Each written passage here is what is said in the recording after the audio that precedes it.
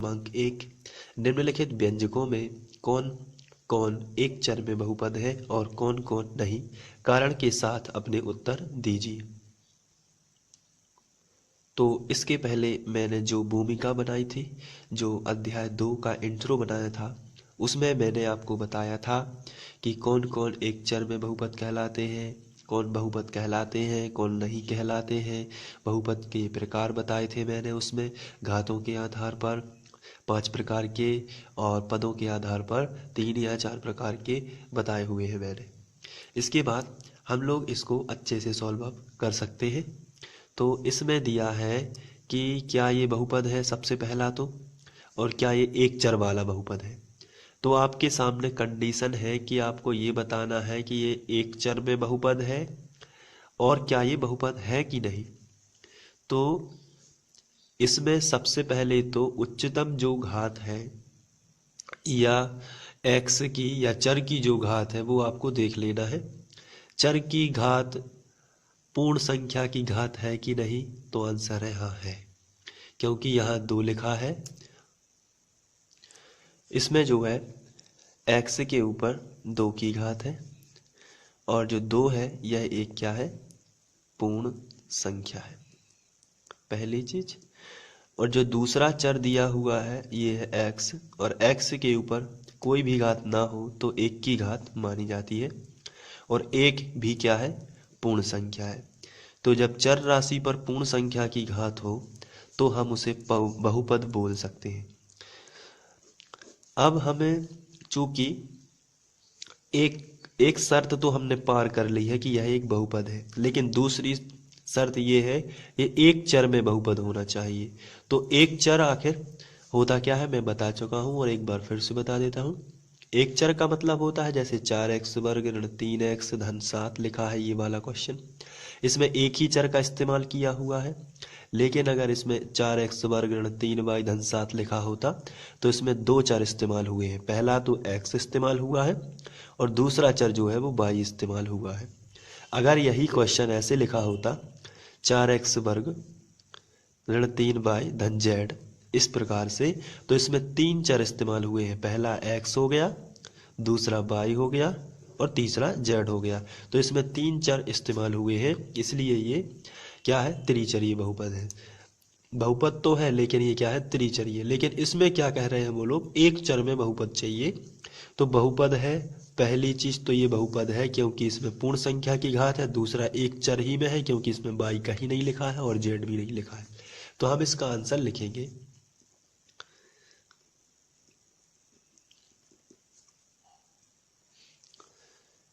यह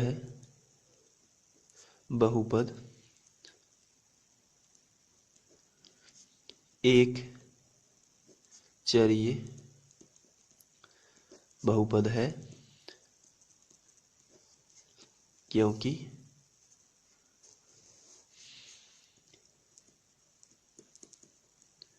इसमें एक चर x ही है। इस प्रकार ये क्वेश्चन सॉल्व हो जाता है।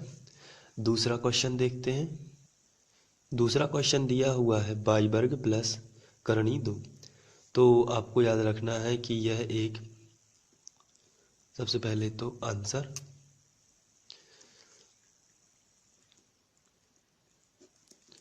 फिर लिख देना है चूंकि ये बहुपद है क्योंकि इसमें चर जो है y इसके ऊपर पूर्ण संख्या की घात है और एक ही चर इस्तेमाल किया गया है, अतः यह एक चरीय बहुपद है।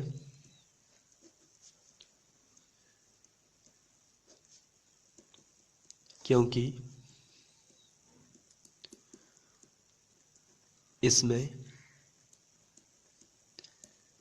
एक ही चर y है। बस इतना आपको लिख देना है। बढ़ते हैं तीसरे क्वेश्चन की ओर। तीसरा क्वेश्चन दिया हुआ है 3 करणी t प्लस t करणी 2।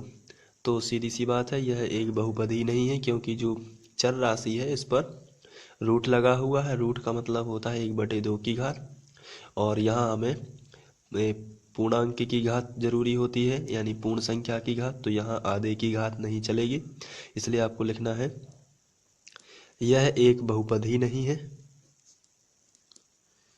यह एक बहुपद ही नहीं है। इस तरीके से आप इसे लिख सकते हैं। कारण देना है क्योंकि चर पर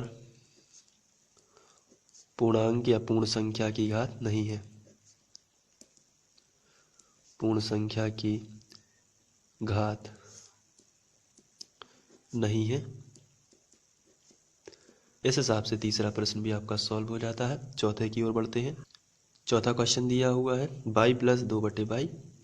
तो इसमें ये बहुपद नहीं है, क्योंकि इसमें यदि हम इसको सॉल्व करें तो ये जाएगा बाई प्लस 2, बाई को ऊपर ले जाते हैं तो ये हो जाएगा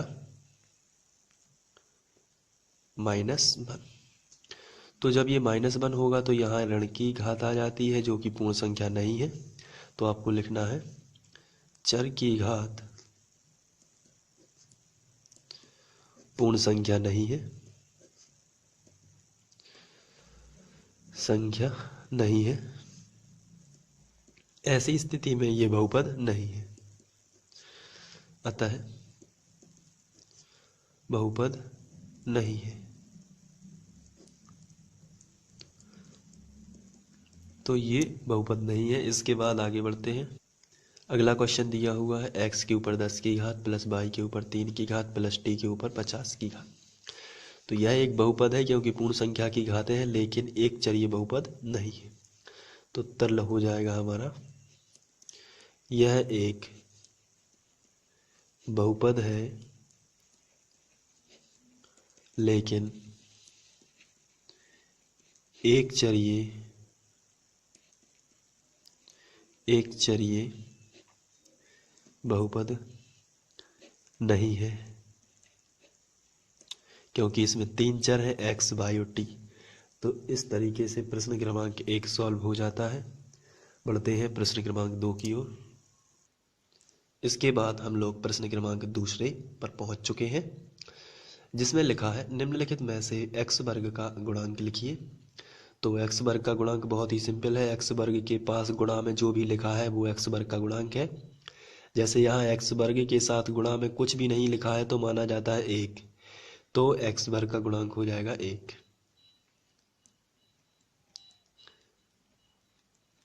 x वर्ग का गुणांक बराबर में हो जाएगा 1। यहाँ जो है x वर्ग के साथ में कुछ भी नहीं लिखा है तो 1 माना जाता है, और ऋण लगा है तो हो जाएगा x वर्ग का गुणांक -1। जो गुणा में लिखा है वही माना जाएगा, ये नहीं माना जाएगा क्योंकि ये बाद में लिखा है और ये बीच में चिन्ह आ गया, तो चिन्ह बीच में आ जाता है तो ये नहीं माना जाएगा। यहाँ कुछ नहीं माना जाता तो 1 लिखा जाता। x वर्ग का गुणांक फिर से यहाँ हो जाएगा -1, क्योंकि ऋण सामने लगा था ये वाला। तीसरा क्वेश्चन है π/2 x वर्ग प्लस x वर्ग का गुणांक चाहिए, तो x वर्ग के साथ गुणा में लिखा है π/2, तो x वर्ग का गुणांक हो जाएगा π/2।